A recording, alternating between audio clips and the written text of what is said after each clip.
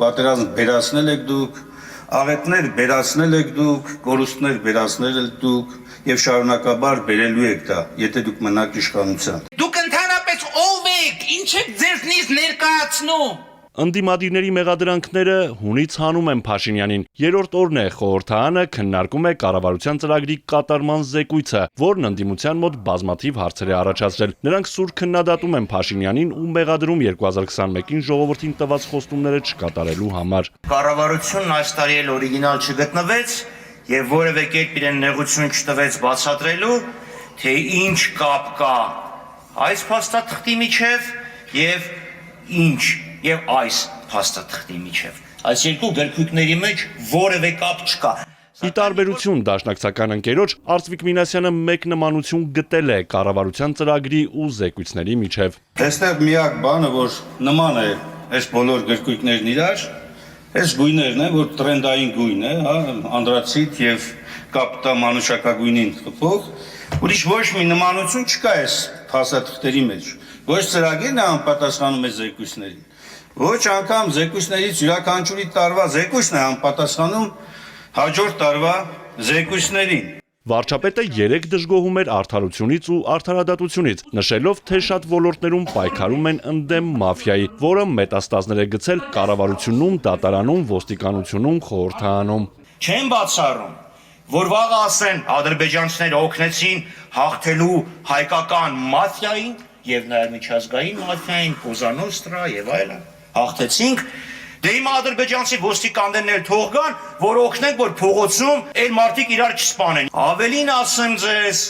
արդեն հայտարարել են, որ Ադրբեջանն է Հայաստանի անվտանգության երաշխավորը, ումից է երաշխավորում, չեն ասել, բայց որ երաշխավորն ասել են, այնպես որ շատ չզարմանաք, որ վաղը Ադրբեջանի ասկյարներին էլ գան, որ Հայաստանի անվտանգությունը երաշխավորվի։ Սեյրան Օհանյանի խոսքով այս իշխանությունը տապալել է բոլոր արժեքները՝ պետականություն, ինքնիշխանություն, բանակ, եկեղեցի ու ռազմավարական նպատակներ։ Արցախի կորուստը նույնպես Փաշինյանի սխալ քաղաքականության ու իրարամերժ գործողությունների արդյունք է։ Պարոն Փաշինյանը ասում է, որ գեներալները փախել են։ Ազգային ժողովի ղեկավարությունը, падգամավորները եկել էին այնտեղ եւ անհրաժեշտություն կար մոբ ռեսուրսի, ովքեր որ այս կամ այն պատճառով լքել էին մարտական գործողությունների դաշտը, այսպես պետք է ասեմ, լայախ չարեցին գոնե մի քանի ժամով կամ գնան աշխատեն այդ մոբ ռեսուրսի հետ։ Թողին փախան, մի ով է փախել։ Ամենավատը, որ դուք հետևություններ չեք արել ձեր սխալներից։ Արձագանքելով ընդդիմադիրներին, Փաշինյանն ասում է, պատերազմի պատճառը Ղարաբաղյան շարժումն է եղել։ Ղարաբաղյան շարժումը չկա, ուրեմն պատերազմ չկա։ Էս է ամբողջ խնդիրը։ Եվ մենք այո գիտակցված գնացել ենք այդ ճանապարհով։ Հիմա էլ գիծ են տանում իմպրո թուրքականության եւ իմպրո ադրբեջանականության մասին։ Որովհետեւ այս մարդիկ ասում են, տեսեք ինչ են ասում, ասում են դե մենք դեմ չենք խաղաղության, բայց իրանք խաղաղությունը միշտ քննարկել են տարածաշրջանից հազարավոր կիլոմետրեր հեռու, Մոսկվայում, Բրյուսելում,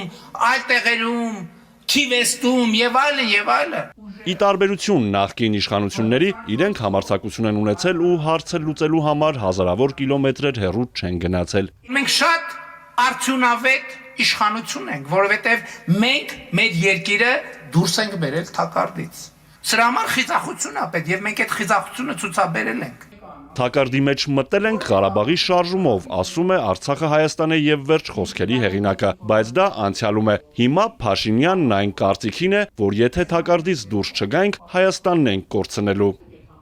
Արթուր Հակոբյան, Հարություն Հովսեփյան, Էպիկենտրոն։